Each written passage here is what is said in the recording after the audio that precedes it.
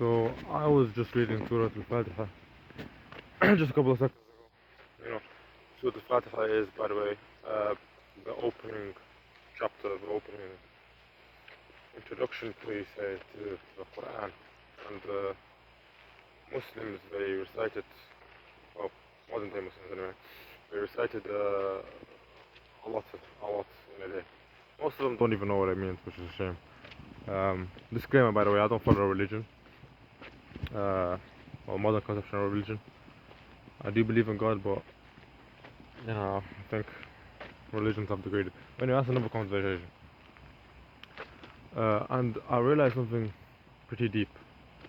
In this surah, we ask God that to guide us, to a straight path, and that He is the owner of a day of judgment, and that He's, well, what do you call it? Sorry, let me just show myself. He's the most merciful, most graceful. That's what you say. All thanks to God. All praise be to God. The most merciful, the Almighty. The most merciful, most gracious owner or king of a day of judgment or king of a day of reckoning. Recompense is more best translation. You we serve, and to you we seek help. Guide us to the straight path, the path of those whom you are pleased with. Like you have bestowed your, it's not a please, sorry, it's you bestowed your grace, bestowed ni'mah is like blessing. Like you are blessed, not for those who are gone far astray. And I was thinking about it more, and it made me think of another verse. It said when God described the creation of man, we fashioned him. We fashioned him, and then I breathed in him from my spirit, of my spirit. I breathed into him of my spirit. So God breathed into us of His own spirit. That gave us life. And really, that's what gives us true life, is recognizing that spirit, getting to know that spirit inside yourself that dwells in you. And when you get to know that spirit that is truly you, the flesh, the psyche, all this is superficial. It cannot be measured, it cannot be, you need to know it yourself. You can only know it yourself through contemplation. That's how you go out in nature.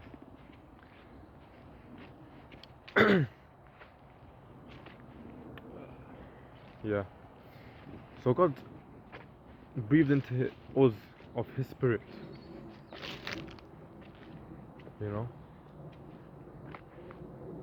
And that's what truly guides you.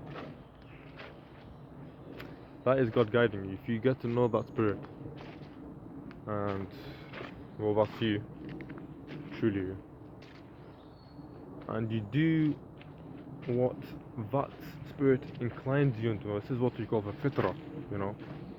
Fitrah is, the Prophet is called to, call to the path of God.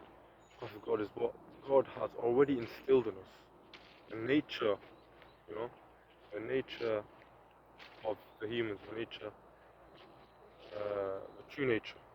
That's why I say go to nature, to realize this, not the indoctrination, conditioning of a modern world. The true nature of ourselves.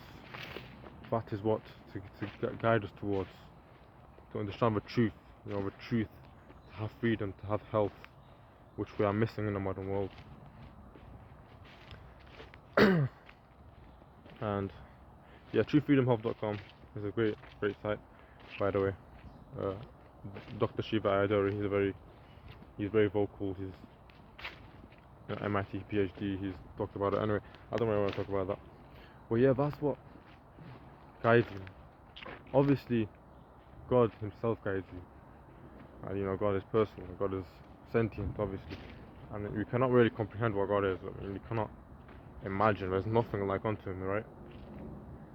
But that's deep when God, He said, breathed into him of our spirit, of my spirit, You know, we fashioned him, we created him, we fashioned him.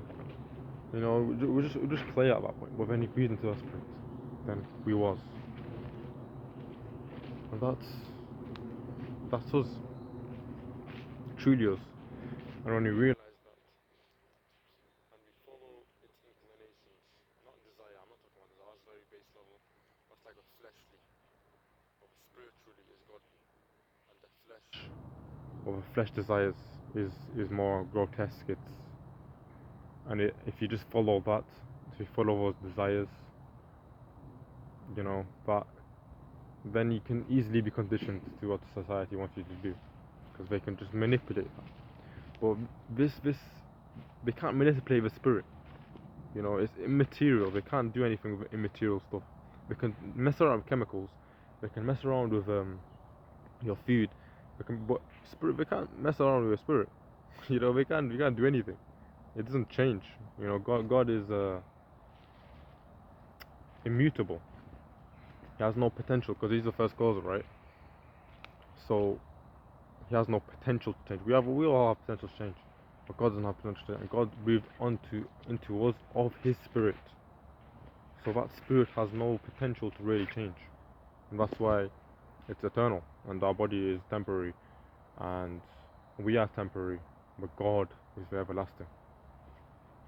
So in reality, if you go deeper into it, you realize that God is truly is the only true existence, the only true existence. Think about La ilaha illallah deeper. There is no God but God. You understand? You understand? When it comes to term contemplation, come on. Get to know thyself. Get to know thyself, and you'll know your Lord. You know,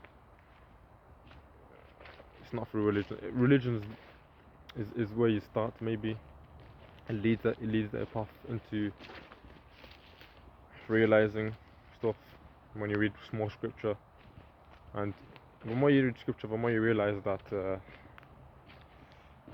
the religion you're following or the sect you're following is only part truth. It's not the core truth.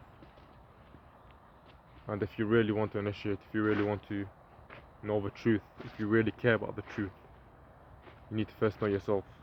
Know thyself. You know, the ancient Greeks, it's an Apollo of Delphi, the temple. You know, some people have attributed to Socrates, some people have attributed to Plato, but it's probably older than all of them. It's ingrained. Know thyself. Know thyself. And exactly, know thyself, and that's what guides you. And why do we ask it every day? Ask it every day. Ask that. You know, that opening surah of the Quran. I recommend everyone does that. I recommend everyone recites that. Everyone reads that. You know, because it's beautiful, really. You want to be guided. You want to be on a straight path. You don't want to be deviated by all these Satan on every path trying to lead you other way and lead you other way.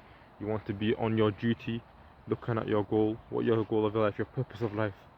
Right? When you find your purpose of life, you need to just go into it. Don't calculate, don't think about it. Go, do it. Do your purpose. That's what we're missing in the modern world. That's why so many people our age are dying younger. Mental health, you know, I'm at uni right now. I'm secondary uni. Already like mental health. And bro, I was talking to someone. He was a cleaner or something. And it was like, yeah, there's been fires with big deaths. And the deaths, he said 2 deaths. I was like, what do you mean? It was a fire or something? He goes, no. People trying to, so some people just drunk the hell out and just fortunately died. So it's vices. And a lot of trying to do suicide and people trying to cover themselves, you know, international students. They're just coming to, you know, kill themselves for nothing. I mean, sacrificing your life for a higher purpose, I respect, but for nothing? It's the ultimate nihilism that the modern world wants you to go into. It's disgusting. And you might think it's wishy-washy, you know, if you come this far, I don't think you think it's wishy-washy. I should have said that before. But if you think it's wishy-washy, you know, I've been skeptical too. If you think it's wishy-washy, then just try it, because you've got nothing to lose. Just try it. Just do it. Like, you'll never know if it's wishy-washy if you don't try it. You know, you need to experiment. And that's how you learn stuff, man. You know, the articles, rational, like these mechanization of everything. It cannot be applied to the spiritual aspects. You know, I'm mixed feelings about science in itself, because modern science is just consensus. It's not really about truth. But yeah, that's my message, guys. Peace and the blessings of God be upon you.